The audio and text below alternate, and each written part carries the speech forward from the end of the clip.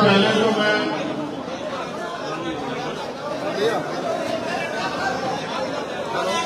ये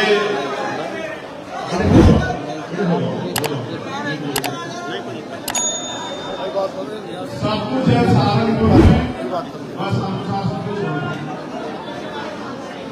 और इसीलिए क्योंकि अनुशासन की है, इसीलिए राजनीतिक रूप से ताकतवर नहीं है हम लोग यहाँ। ये आप सबका काम है, इसके लिए किसी को कहने की जरूरत नहीं है। तो मैं आपसे आग्रह करूंगा, क्योंकि अभी बहुत लंबा कार्यक्रम है और पूर्व बिहार में तो जब ये बना था तब से हम लोगों का आना जाना है।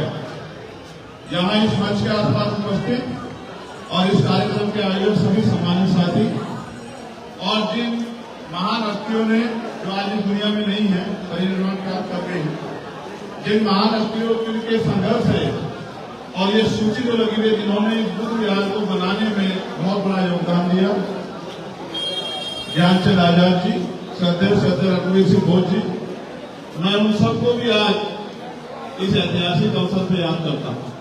साथ साथ हमारे भीम आर्मी के पुराने साथियों को जिन्होंने बहुत संघर्ष किया और यहाँ काम करने वाले हमारे कर्मचारी साथियों को भी मैं धन्यवाद करता हूँ। मैं आपके बीच दोबारा आऊंगा जब आपका कार्यक्रम होगा ना, तब मैं आपके बीच दोबारा आऊंगा। लेकिन मैंने आपसे कुछ कहा था, अगर आपको याद हो आपके कार्यक्रम में, कि हम नगीना लोकसभा 1.5 लाख से ज्यादा वोट में जीत रहे, कहा था नहीं कहा था, और जीते कि नहीं जीते। आज मैं आपसे इसी बुद्ध विहार में कह रहा हूं कि जब 2027 का चुनाव आएगा तो उत्तर प्रदेश में सरकार आजाद समाज पार्टी के बिना नहीं बनेगी, मेरी बात नहीं।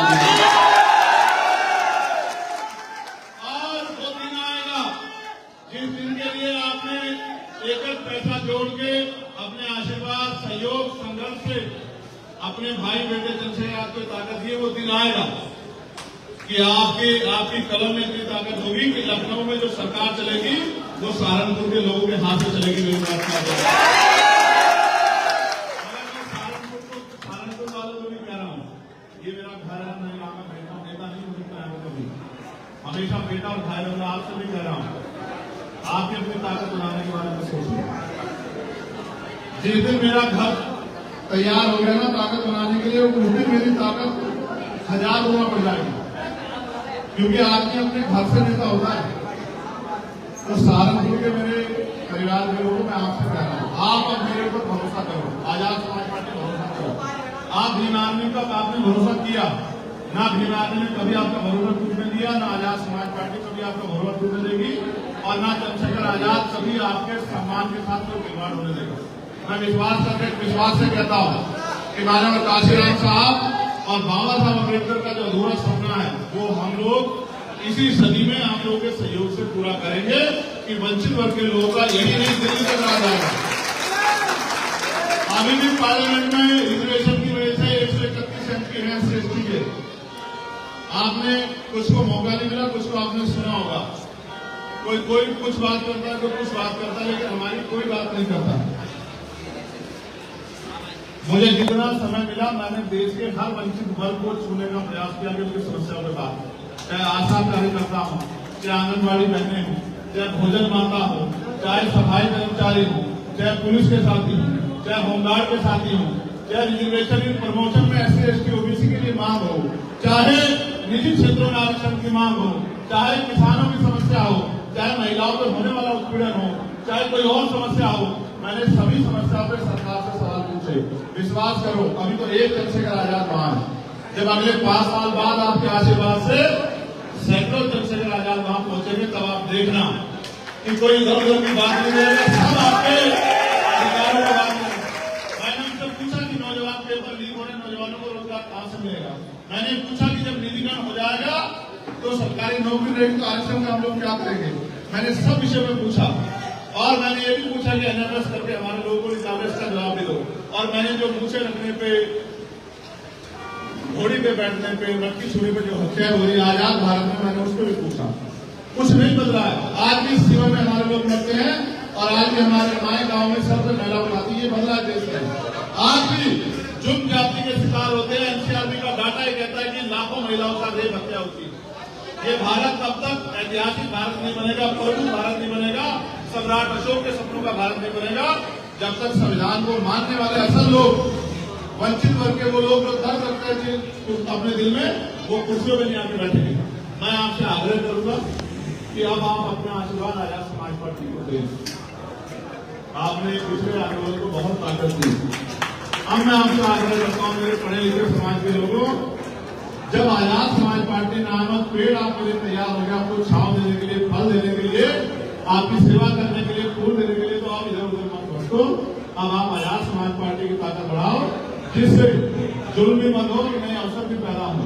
मेरे पढ़े लिखे नौजवान भाई बेरोजगार घूम रहे हैं, अगर आज हम ताकत में होते तो इस सबको रोजगार की व्यवस्था एक दिन में करा के दिखाता हूँ।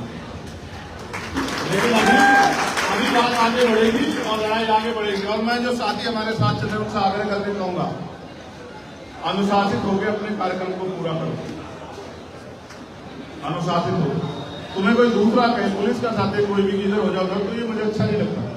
तुम वो लोग हो जिनके कंधों पे भीम आर्मी के आंदोलन के जरिए जिनके कंधों पे जिम्मेदारी, तो भीम आर्मी का एक एक सिपाही अपने आप में वो एक वॉलंटियर भी है, वो एक मिशन के सिपाही के साथ साथ समाज का सिपाही भी है, वो देश का सिपाही है, वो भी सड़क पर दिखना चाहिए।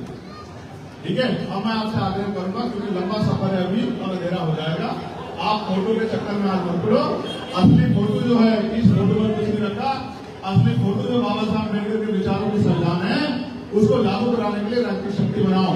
और मैं तो एक ही बात को मानता हूँ, जो माननीय काशीराम साहब ने कही कि तमन्ना अगर सच्ची हो तो रास्ते हजार होते हैं, तमन्ना अगर झूठी हो तो बहाने हजार होते हैं। हम पे तमन्ना सच्ची है क्योंकि हम अपने लोगों को दर्द में नहीं देख पा रहे। जब हम गांव में, अभी हमारी कितनी बहनों की जान गई नहीं गई हाथरस में, गई या नहीं गई, तो ये रास्ता बाबा साहब ने दिखाया था कि बाबाओं के पास जाने का। हमारा तो एक ही बाबा है, उनका नाम है बाबा साहब डॉक्टर भीमराव अम्बेडकर। जब हम बाबा साहब भीमराव अम्बेडकर के रास्ते में चलेंगे तो हम मरेंगे नहीं, कोई जाते ना। इसलिए आपसे कह रहा हूँ, और इसमें प्रशासन का, पुलिस का भी फेलियर है। मैं गया था सुप्रीम सेशन में, गुरु जी 10 पुलिस वाले नहीं थे, मैंने उस दिन कहा था कि कोई बड़ी घटना घट सकती है क्योंकि उसमें कोई नेता नहीं गया, इतना बड़ा कोई वीआईपी नहीं गया, तो पुलिस के लोग और एडमिनिस्ट्रेटिव के लोगों ने परवाह नहीं की। उनका गरीब लोग मरना तो क्या मदद करता है। अगर कोई नेता होता, पैसे वाला होता तो वहां सारी जांच चौबंद होती, लेकिन गरीब घर के लोग हैं, अपनी बीमारी से ठीक होने के लिए, गरीबी बेबसी से बचने के लिए, घर की पीड़ाओं को दूर करने के लिए चले गए बाबा के पास कि बाबा सुधार करेंगे। बाबा तो अपनी जान नहीं बचा पाएंगे, समझे नहीं समझे। बाबा साहब का संविधान तो जान बचाता है, बाबा का मंत्र नहीं बजाता। अगर बाबा का मंत्र बजाता तो इन लोगों की जान नहीं जाती। तो इसलिए फिर कह रहा हूं, आजादी से पहले जब संविधान में अधिकार नहीं था तब महिलाओं शोषित जीवन जीती थी। अब तो मैं जियो, अब तो महिलाओं को बराबर का अधिकार है। महिला प्रधानमंत्री भी बन गई, मुख्यमंत्री भी, राष्ट्रपति भी बन गई। अब तो जागो और महिलाओं को नेतृत्व करना चाहिए। इसी बातों के साथ मैं आपका स्वागत अभिनंदन करता हूँ, धन्यवाद देता हूँ।